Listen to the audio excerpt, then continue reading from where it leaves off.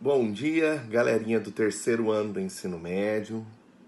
Espero que estejam todos bem, com saúde. Espero que vocês estejam seguindo as recomendações do Ministério da Saúde de isolamento social. Espero que vocês estejam tomando todos os cuidados, todas as sugestões de higiene, né? De lavar as mãos com frequência, o modo certo de lavar as mãos. E sempre que lavarem essas mãos, tem que ser com frequência, hein, galera? E sempre que lavarem essas mãos, né, ainda complementa com o uso do nosso amigo álcool em gel 70%, que ajuda, né, a higienizar essas mãos da maneira mais, né, de uma maneira mais eficaz. Bom, nós sabemos que nós estamos vivendo um período de uma crise muito grande, de uma crise mundial provocada por esse vírus aí que se propaga de uma forma tão rápida, né, que transformou o mundo nessa bagunça toda que está aí, né? Então, a gente sabe que a pandemia de coronavírus é muito séria. E em função dessa pandemia, a Secretaria de Educação do Estado de Goiás baixou um decreto, né? Decreto esse de que foi determinado não pela Secretaria, mas pelo nosso governador, e a Secretaria se adequou, de fechamento das escolas para ajudar nesse isolamento social, mas que nós devemos trabalhar esse conteúdo, né, com vocês por outras plataformas, como por exemplo WhatsApp, né, Google Class, né, YouTube, outras plataformas, as chamadas plataformas virtuais. E é o que a gente vai estar procurando fazer. Eu estou gravando esse vídeo para orientá-los a respeito do conteúdo. Qual que é o nosso conteúdo? A Revolução Russa. Eu já tinha explicado boa parte dela em sala, antes do encerramento das aulas. Vou estar reforçando e dando continuidade. Bom, a Revolução Russa de 1917. O livro de vocês é entre as páginas 36 e 41, se vocês quiserem seguir pelo livro, tá? Bom, a Revolução Russa de 1917. Antes da gente falar da Revolução propriamente dita, vamos citar alguns antecedentes dessa revolução, desse processo revolucionário que ocorreu dentro da Rússia. Para iniciar, nós sabemos que a Rússia é o maior país do planeta, o único país a fazer parte de 2 continentes simultaneamente, ou seja, ela tem uma parte europeia e uma grande parte dentro do continente asiático. Apesar desse grande número de terras, nem todas as terras da Rússia são férteis, são propícias à prática da agricultura, né? Boa parte dela está congelada pela proximidade com os polos, pela proximidade com o Polo Norte, né? E aí é um resfriamento muito grande. Então boa parte das terras são congeladas. E uma parte dessas terras também grande é de montanhas, de relevo que não é favorável à prática agrícola. Então o restante das terras que é propício à prática da agricultura ainda se concentra nas mãos de poucas pessoas. A grande parcela da população russa não tem direito a essas terras, né? O que corresponde a aproximadamente 80% da população russa. Né? Apenas 20% tinha posse dessas terras. Isso vai causar um grande problema para o país. Uma população que vive humilhada, pobre, explorada, né? E trabalhando nas terras dessa minoria que obtém esses lucros de forma desigual. Isso vai ser um problema. A Rússia, antes da Revolução, ela era governada por um império, né, o chamado Império Czarista, da dinastia dos Romanov, né, e o último imperador russo, o último czar russo, foi Nicolau II. Era uma sociedade baseada, como eu já disse antes, na posse da terra e na desigualdade social. Entre os anos de 1904 e 1905, entrou em guerra contra o Japão, né? Pela posse dos territórios da Manchúria e de alguns territórios também da Coreia, né? Então, a Rússia entrou em guerra contra o Japão. E se a gente for olhar o tamanho do continente, do país, né, o Japão não teria a mínima chance, porque o tamanho da Rússia, né, a toda poderosa Rússia, né, essa guerra já estava no papo. Só que não foi isso que aconteceu. Essa guerra entre 1904 e 1905, iníciozinho de 1905, né, ela terminou, a Rússia tomou uma peia, uma tunda, né, do Japão. Isso foi humilhante para a Rússia, né? A Rússia mergulhou numa crise que já existia, que ficou ainda mais acentuada. a população foi responsabilizada, teve que pagar impostos, né, para poder, né, tirar a Rússia, né, da crise. Então, quem pagou o pato? A população que já vivia de forma miserável. Isso vai gerar um grande descontentamento da população russa com relação ao czar, ao imperador Nicolau II, né? No ano de 1905, a Rússia viveu uma crise financeira em função da guerra contra o Japão, a guerra, né, russo-japonesa, né? E no dia 22 de janeiro de 1905, né, num domingo, né, na cidade de São Petersburgo, que na época era a capital da Rússia, ocorreu um episódio que vai ficar conhecido como Domingo Sangrento.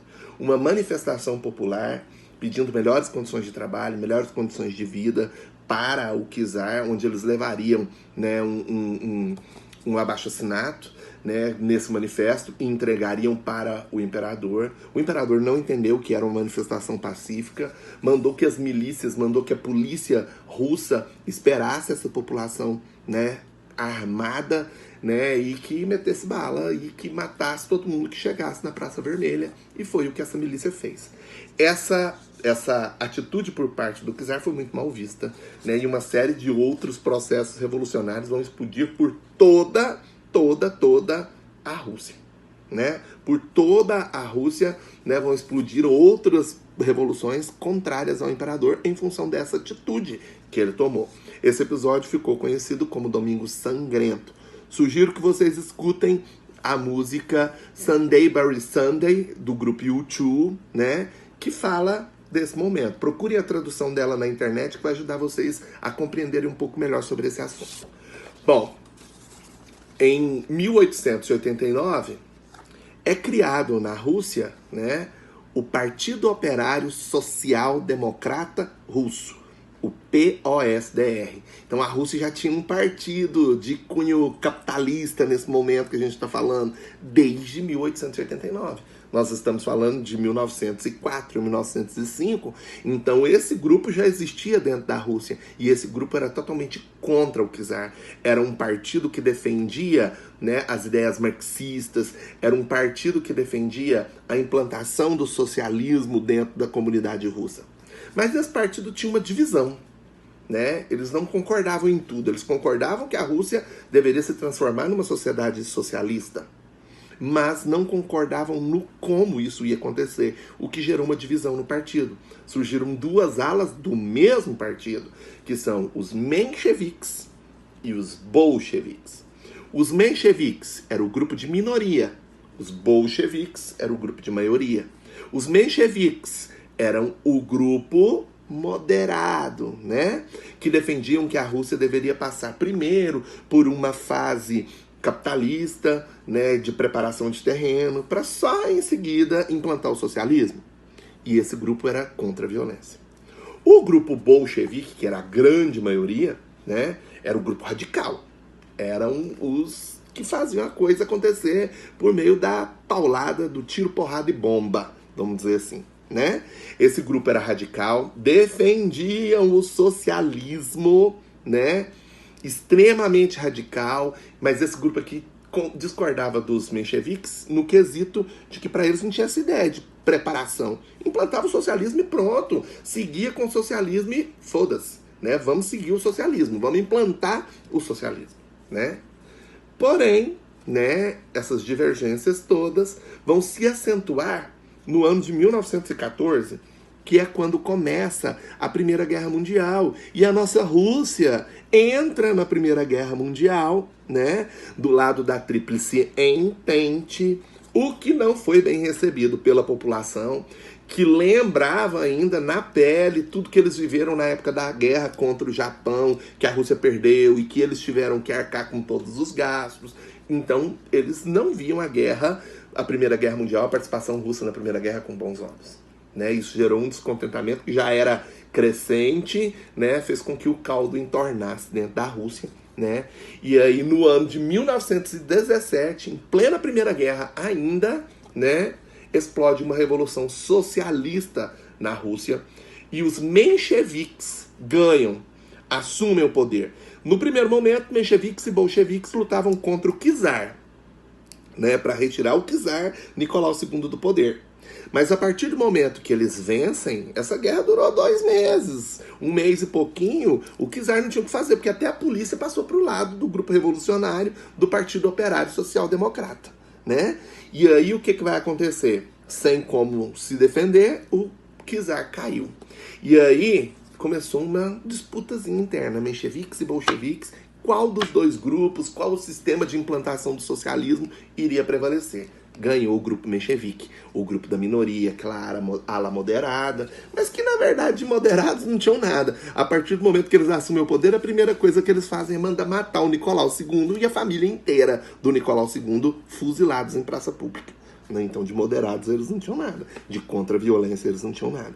E outra coisa extremamente importante, o governo provisório dos mencheviques não fez nada, absolutamente nada, para mudar a população, os descontentamentos da população, principalmente com relação à participação na Primeira Guerra. Eles não retiram as tropas russas da Primeira Guerra e a Rússia continua na Primeira Guerra Mundial, né? Continua fazendo parte e a população não gostava disso.